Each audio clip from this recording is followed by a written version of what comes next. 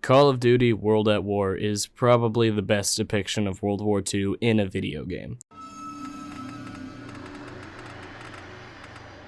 With genuine care and effort put into the historical accuracy and tone setting of the game. That's right, there's footage of real executions played in the opening cutscene.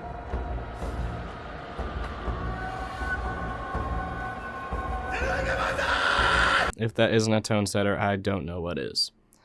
Of course, it also has a hard rock soundtrack because it was made in 2008.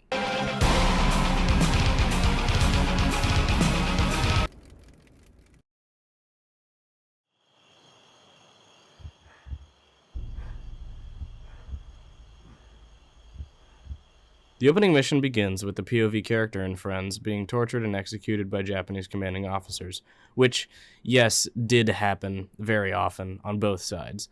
The US and Japanese both committed pretty atrocious war crimes in the Pacific Theater.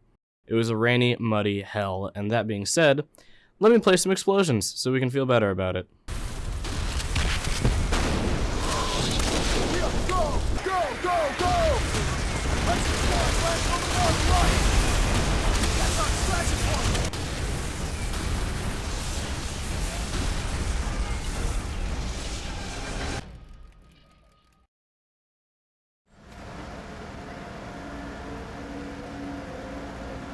It's time.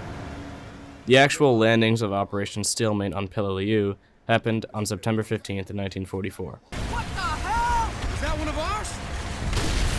Although I'm pretty sure this wasn't there. Never get the flamethrower and finish the job. Flamethrowers were used for clearing bunkers and were present on Peleliu, as shown on this silent and frankly disturbing video linked in the description. There's an entire mission dedicated to this, but I don't like it, so I didn't play it. Years after the raid on Macon, we're heading up an all-out assault on Peleliu Island. One of the few historical inaccuracies in this game is included in this second cutscene, where, presumably to save on resources, the development team included 3D models of modern battleships instead of period-appropriate ones. I have to be honest, I didn't notice my first time around, so I guess it had the intended effect. Alongside familiar faces, fresh-faced recruits. The older guys like Miller, Sergeant Sullivan, and myself. We're known as the Old Breed.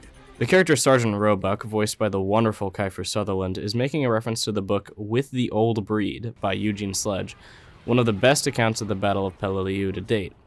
Many parts of the game are most likely based on accounts in the book, but I won't list them. If anyone's interested, I recommend playing the game and reading the book yourself because I am exhausted. The Battle of Midway is also referenced in this scene, which is worthy of a video all by itself, really. It's widely regarded as the turning point of the Pacific Campaign, where the US finally gained the advantage. It is also, according to this TikTok I found, rated the number 8 greatest clutch-up in history, just one spot ahead of Daiko's 2004 EPO moment.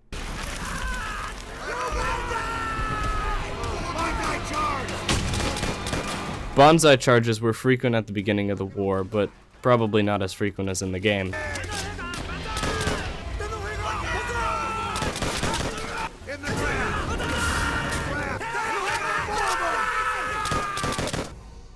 The Battle of Peleliu finally came to an end in November 1944, 3 bitter months after it was supposed to. When we shipped out for Okinawa, the airfield became a vital asset in the campaign. Among those stationed there are the crews of the U.S. Navy Black Cats, men who would risk everything before they would leave any of us in enemy waters. The Black Cats were a nickname given to those who manned nighttime rescue and recon missions in PBY-5A Catalinas. While there's no specific total number of people the Black Cats saved, in one example they saved 168 people in one night when the USS Cooper was sunk in Ormoc Bay in December 3rd, 1944. This is a quote from Commander Masatake Okumiya of the Japanese Navy. After every mission, the Japanese sent out flying boats to the areas in which their planes had fought, searching for and rescuing crews surviving aboard life rafts. Although their duties were extremely hazardous, the crews of these flying boats performed their missions gallantly, and there arose few occasions during the war when groups of men so consistently exposed themselves to multiple dangers. Our pilots regarded them as unusually courageous.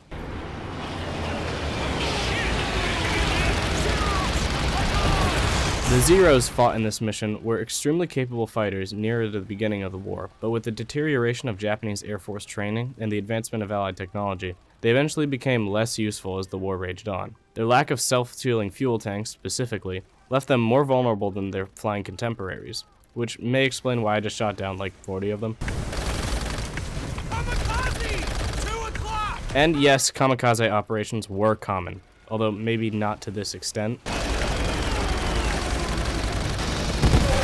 However, it is noted that kamikazes occurred frequently at night due to the increased difficulty in intercepting diving Zeros, so the more you know.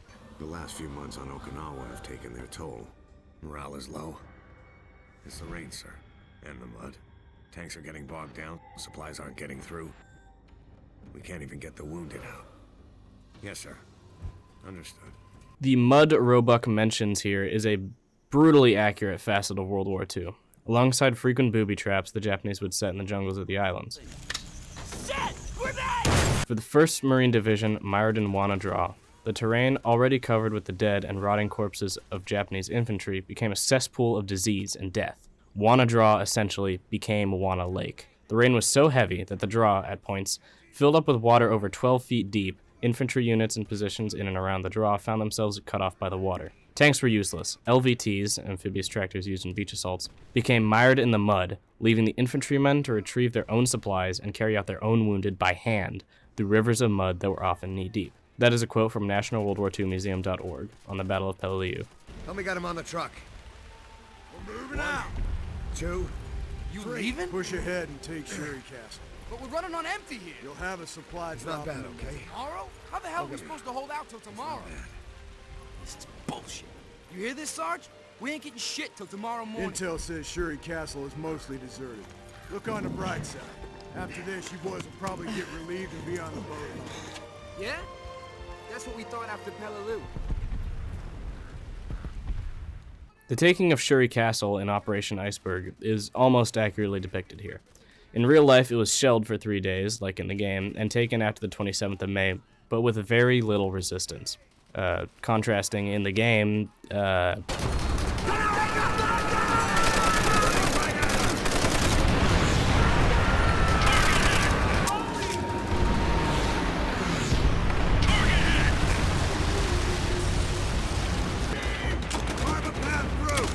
Type 100 probably wasn't as common as it is depicted in-game, since production had slowed down drastically by the time it was set to be widely distributed, but we'll call it artistic license, and it certainly was present in many battles.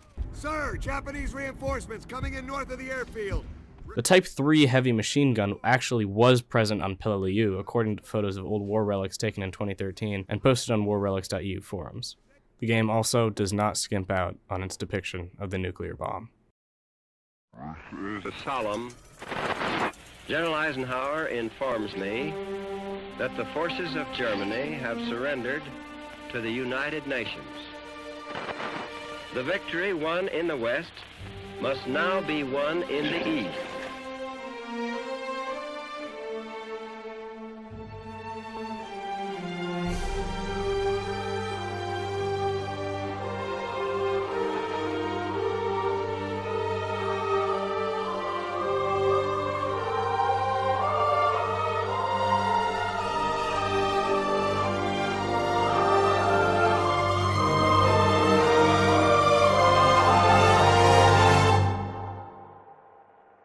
The game ends with a recording of General MacArthur's speech, which occurred on the deck of the USS Missouri in Tokyo Bay on September 2nd, 1945. It was where peace with the Allies and Japan was signed.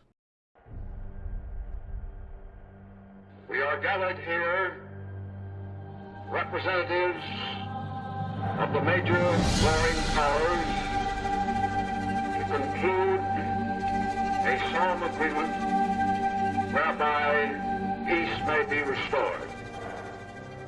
It is my earnest hope, and indeed the hope of all mankind, that from this solemn occasion a better world shall emerge out of the blood and carnage of the past. a world founded upon faith and understanding. Of man and the fulfillment of his most cherished wish for freedom, tolerance, and justice.